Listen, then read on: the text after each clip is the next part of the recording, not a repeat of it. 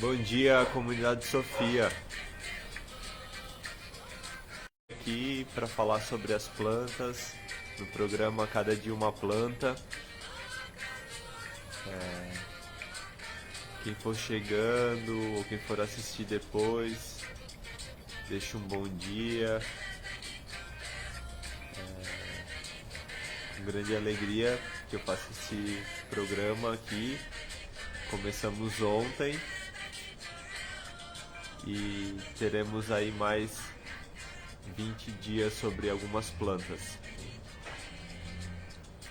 Bom dia!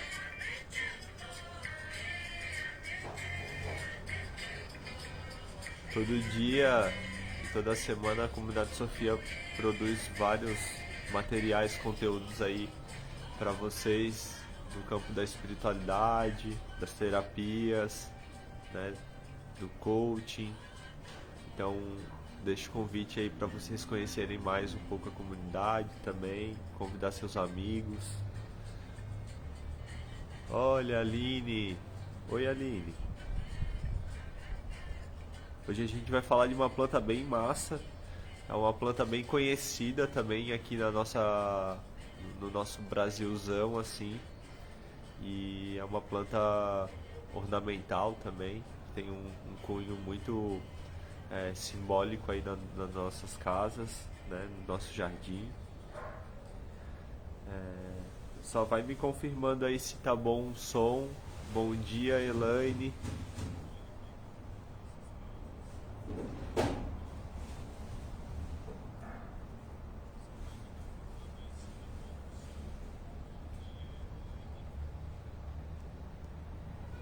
Bom dia, o Rô chegou também.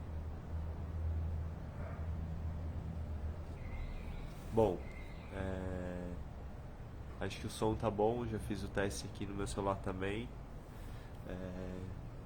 Gostaria hoje que, para quem assistiu ontem, a gente falou um pouco da samambaia, né? E dei algumas dicas ali, tá? Se voltar aí um pouco da comunidade Sofia, dá pra assistir de novo, reassistir, né?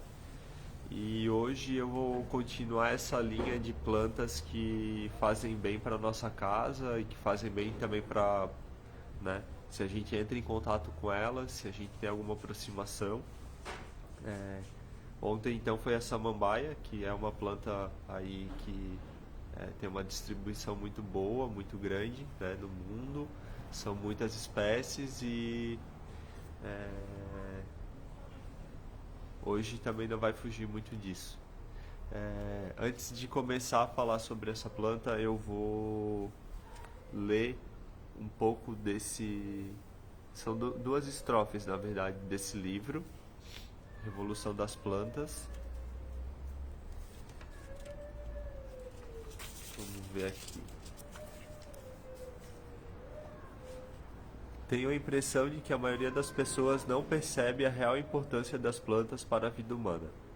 É claro que todos sabem, ou pelo menos esperam que saibam, que respiramos graças ao oxigênio produzido pelos vegetais, e que toda a cadeia alimentar, e portanto a comida que alimenta todos os animais da Terra, baseiam-se nas plantas. Mas quantos têm clareza de que o petróleo, o carvão, o gás e todos os chamados recursos energéticos não renováveis são nada mais do que formas diferentes de energia solar fixada pelas plantas há milhões de anos? Quantos sabem que o princípio ativo de remédios são em grande parte de origem vegetal? Ou que a madeira, graças às suas características surpreendentes, ainda é material de construção mais utilizado em muitas áreas do mundo?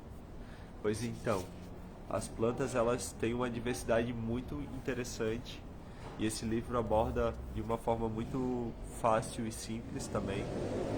E eu vou ler o último parágrafo aqui de hoje. Cada dia eu vou trazer um pouco de conhecimento desse livro. É sempre bom é sempre bom negócio pesquisar novas plantas. Nunca se sabe o que é possível descobrir. Mais de 31 mil espécies diferentes têm uso documentado. Entre elas, quase 18 mil são utilizadas para fim medicinal, 6 mil para alimentação, 11 mil como fibra têxtil e material de construção, 1.300 são utilizadas para usos sociais, como rituais ou como drogas, né? Aqui eles colocam drogas, ou seria também os enteógenos, 1.600 como fonte de energia, 4 mil como alimento para animais, 8 mil para propósitos ambientais, 2.500 como venenos. Por hoje é essa a leitura que eu faço do livro. Agora eu vou começar a falar um pouco mais também da planta, né? A gente não tem noção, né, o quanto que as plantas, desde que elas surgiram na Terra, elas foram fazendo aí um tanto de evoluções, né, transformações, e a gente segue também esse padrão dela, né? Vamos falar que ela é o segundo reino vivo. O primeiro,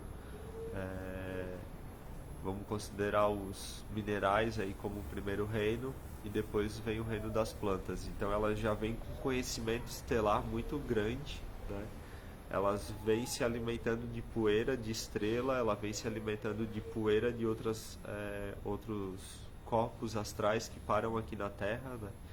Então essa influência daquilo que ela é externo para aquilo que está na Terra, ela tem uma grande importância na história e no projeto de vida que a gente fala aí, ou na missão que cada planta tem para curar um quanto nessa Terra. Hoje a gente vai falar de uma planta que está aqui atrás de mim. Eu não sei se vocês sabem o nome dela também, mas eu acredito que sim.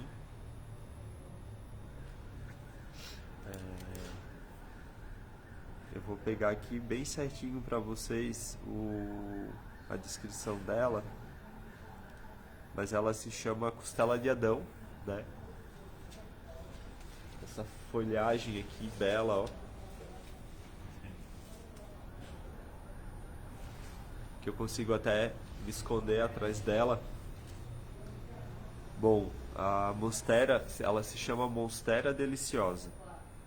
Ela é uma planta da família das aráceas, né? Ela possui folhas grandes. Ela é uma espécie que ela é nativa do México e ela é mundialmente, né, utilizada como forma ornamental. Por que eu trouxe essa planta, né? Até tem uma descrição interessante que eu estava lendo, de que ela é uma planta que era muito utilizada por uma rainha, eu esqueci o nome dela, que ela se alimentava do fruto dessa planta, e aí por isso que ficou Monstera deliciosa. Ela pode colocar esse nome. Quando uma pessoa descobre uma planta, ela, provavelmente são mais os botânicos, né? Ela pode colocar, designar o nome dessa planta. Então foi colocado aí o nome da Monstera deliciosa. Vocês já pararam para pensar? Eu acho que sim, porque, né, costela de Adão também tem aí uma reflexão muito interessante, que de fato ela aparece, né, complexo das nossas costelas, dos nossos ossos. E aí eu começo uma reflexão com vocês também sobre o quanto é pertinente e o quanto é interessante você olhar a forma que tem a folha, né? Olhar a forma que a planta, ou que o caule, ou que a flor tem, porque se a gente vê esse formato, ele tem uma informação muito próxima daquilo que ela pode vir a trabalhar também no nosso corpo. Por exemplo, a costela, ela é uma planta que parece uma costela. Qual é a função da costela no nosso corpo? É proteger os nossos ossos, os nossos órgãos, né? No caso aqui, muito relacionado ao pulmão, ao coração, né? E alguns tecidos que tem ali dentro dele. Então, a costela, ela faz um processo de proteção muito interessante no nosso corpo, né? Tô falando da costela dos nossos ossos mesmo, porque protege vísceras ou órgãos que são fundamentais para a nossa existência, né? Assim como o crânio também protege, né? Todo o cérebro. Então, essa planta, se ela é uma costela e ela tem essa conformação do nosso corpo, né? Por que não atribuir a ela essa função de proteger a gente de alguns conflitos, né? De algumas energias, de algum mal olhado, de alguma mironga que a gente se coloca aí ou que colocam na gente. Então, diria que pela observação da morfologia da planta, olha, tem uma cambacica do meu lado aqui, uma ave pequena. Da costela de Adão, olhando e observando o padrão dela, né, a morfologia dela, a gente pode dizer que sim, ela é uma planta que protege, né, que ela nos protege. Se eu tô atrás dessa folha, eu me protejo. Então, por exemplo, se a gente for um dia fazer um banho, né? Ou se a gente for fazer uma esteira de ervas, ou se a gente for tomar um rapé, ou se a gente for fazer uma meditação e tiver a oportunidade de estar próximo de uma folha dessa, ou de às vezes cortar, pedir licença para uma folha dessa para a gente cortar ela, para a gente poder sentar em cima, levantar um rezo, é muito, muito interessante, porque esse formato de proteção, onde que permite, vou usar essa daqui como exemplo, onde que permite que extravase através desses furos, né, as informações, ou que tudo o que está saindo de mim, está percorrendo o meu corpo e está sendo jogado, né, liberado, ele pode passar por esses buracos, né, esses lugares, e penetrar na terra. Então, quando você observa uma planta, para além de só ir lá no Google ou de às vezes até ler um livro sobre a planta, a primeira coisa que você deve fazer assim para você ir se habituando a esse conhecimento é olhar a forma da planta, o que ela te traz, né? O nome dela, Elaine, é Costela de Adão. Monstera deliciosa é o nome dela, científico. Então, essa abordagem que a gente começa a ter, essa noção que a gente começa a ter sobre a forma da planta é o primeiro passo para você ser um bom herveiro, né? Uma boa herveira. Porque você abre campo para a sua intuição, você abre campo para o seu coração, para escutar o que a planta tem para te falar, né? Então, olha que interessante, eu vou mostrar para vocês aqui. É possível pegar aqui?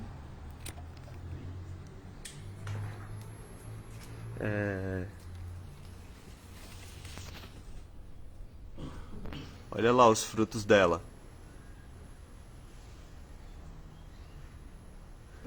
Esses frutos, eles são bem interessantes. Esses frutos que eu estava me referindo que aquela rainha, ela gostava de comer, né, essa princesa.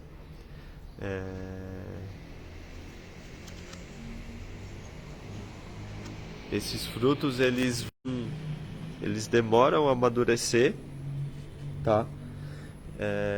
Tem algumas questões aí para comer esse fruto da monstera. Calma aí.